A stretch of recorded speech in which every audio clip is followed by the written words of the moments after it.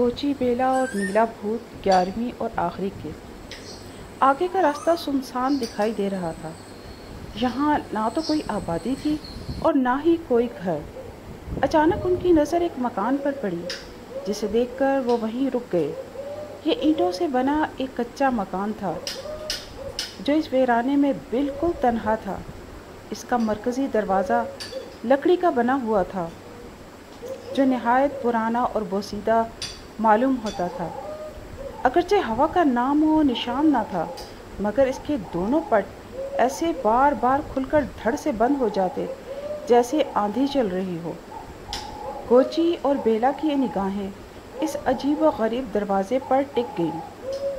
इस बार जो दरवाजे के पट धड़ से खुले, तो इसके साथ ही नीला भूत बरामद हुआ और इनके सामने आकर बोला, लाओ दो मेरा थैला, मेरी अमानतों समेत। गोची ने जवाबन कहा, पहले मुझे मेरा ख़जाना तो दो। ये सुनकर नीला भूत गज़बनाक हो गया और बोला, तुमने वादा खिलाफ़ी की और तमाम शराइत अपनी बहन की मदद से पूरी की हैं, इसलिए अब तुम ख़जाने के हकदार नहीं हो। गोची बोला, अरे वाह, वादा खिलाफ़ी तो तुम कर रहे हो। तुम्हें जो कुछ चाहिए था वो मैं ले आया हूँ। अब अपना वादा पूरा करो, वरना मैं तुम्हें थैला नहीं दूंगा। किसी खुशफहमी में मत रहना। नीला भूत हकारत से मुस्कुराते हुए बोला, तो ठीक है, फिर भुगतो। और फिर अचानक दो भेड़िए दाएं जानिब से नमूदार हुए और अपने खूनखार दांतों के साथ मुंह खोले खरखराते हुए इन दोनों की जानिब बढ़ने लगे। गोची और बेला ने घबरा कर बाएं जानिब भागने की कोशिश की, तो वहाँ से भी दो खौफनाक भेड़िए उनकी तरफ बढ़ रहे थे। डर और खौफ से दोनों बहन भाई बुरी तरह कांप रहे थे। यकायक एक काली नन्ही चिड़िया कहीं से उड़ती हुई आई और उसने सबसे आगे बढ़ने वाले भेड़िए के सर पर चोंच मारी, और वह भेड़िया वहीं रुक गया और फिर पत्थर का बन गया।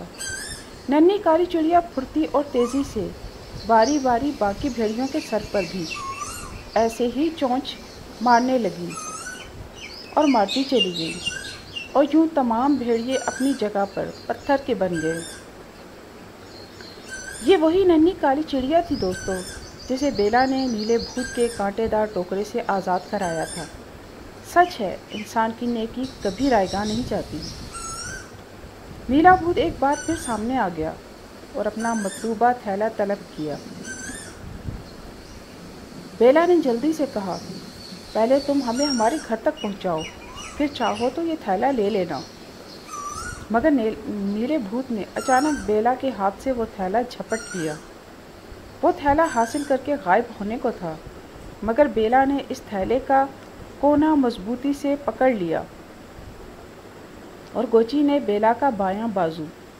अगर बेला ने नीले भूत के थैले का एक सिरा मजबूती से ना पकड़ा होता और गोची ने बेला का बाजू ना थामा होता, तो नीला भूत उन्हें इसी वीराने में छोड़कर खुद कहीं गायब हो जाता।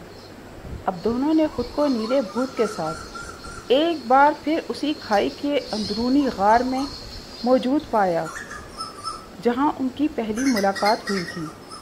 नीला भूत बोला, यह तुम भूल जाओ कि मैं तुम्हें अपना कीमती ख़जाना दूंगा। गोची बोला, मुझे तुमसे और तुम्हारे ख़जाने से कोई दिलचस्पी नहीं, मैं अपने घर वापस जा रहा हूँ। फिर उसने बेला का हाथ पकड़कर कहा, भागो जल्दी। और फिर दोनों गार से निकलने के लिए बैरूनी रास्ते की तरफ अंधाधुंध भागने लगे। गार के दहाने तक पहुँचे तो वही बड़ा और भारी पत्थर मौजूद था, जिस देखकर दोनों मायूसी से एक दूसरे को देखने लगे कि इस पत्थर को तो सिर्फ नीला भूत ही हटा सकता है। मगर यूं ही उन्होंने पत्थर को हरकत देने के लिए जोर लगाया तो दोनों धड़ाम से गार से बाहर गिर पड़े। अरे ये पत्थर तो सचमुच का था ही नहीं, ये तो बिल्कुल कागज़ की तरह हल्का फुल्का था। हम दोनों ने बिला वजह इतना जोर लगाया। दोनों ये सोचकर खूब हंसने लगे और अब तेजी से भागते हुए खाई से निकल आए। यहाँ उनकी पंक्चर शुदा साइकिल यूं की त्यों मौजूद थी। शाम होने को थी। दोनों ने साइकिल घसीटते हुए सड़क तक आ गए। इन्हें अब ये फिक्र हुई कि घर तो अब भी बहुत दूर है और साइकिल भी पंक्चर है। अब वो घर कैसे पहुंच पाएंगे? ऐसे में एक गधा गाड़ी वाला जो गोची और बेला के वालिदैन को जानता था, अपनी गधा गाड़ी पर भूसा लादे जा रहा था। उसने दोनों बहन भाइयों को परेशानी की हालत में देखा तो पूछा कि तुम लोग इस वीराने में क्या कर रहे हो? चलो मैं तुम्हें घर पहुंचा दूं। अगर अंधेरा हो गया तो यहाँ चुड़ैलें हम सब पर हमलावर हो जाएंगी। इस मेहरबान शख्स ने पंक्चर शुदा साइकिल को भूसे के ऊपर रख दिया और गोची और बेला को भी गधा गाड़ी पर सवार कर दिया और गधा गाड़ी को तेज़ी से भगाने लगा ताकि रात होने से पहले पहले घर पहुंच जाए। जब वो घर पहुंचे तो उन्होंने अपने अम्मी अब्बू को घर के बाहर निहायत फिक्रमंद और परेशान अपना मुंतज़िर पाया। जल्द ही वो घर पहुंच गए और वो बेसाख्ता उनसे लिपट गए।